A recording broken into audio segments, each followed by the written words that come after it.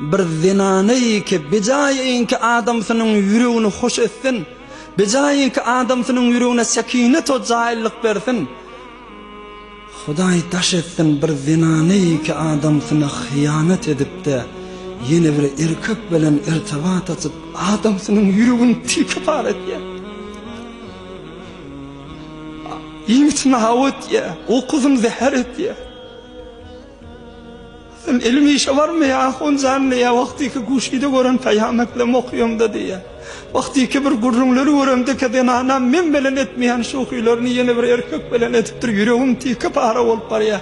Sen yaşayışa umidim yok diye, ne mi bilen başı yukarı kaldırıp yaşayın benli ya. Oncan, göversem de çağırma, gövermesem yüreğim yanıp var ya.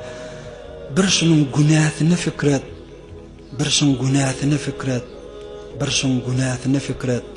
Bir zinaney ki erkeğin yüreğinin sekinet o karar için yaratılıptır.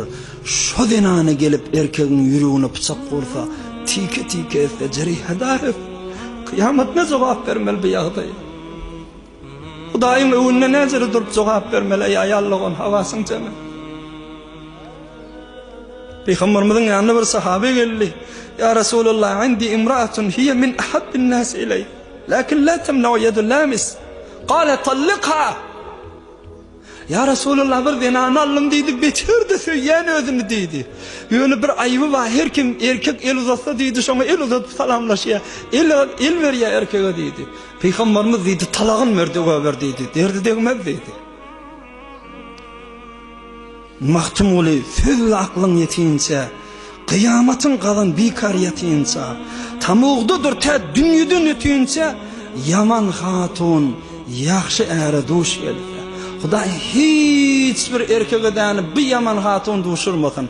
Allah-u Zülcelal hemme hatunlara, zinanalara şu tevfiqi versin ki, Huday Teala'nın rezayetinden sonra adamsını hoş etmeklik makamını Allah hemme zinanalara müyesser etsin inşallah.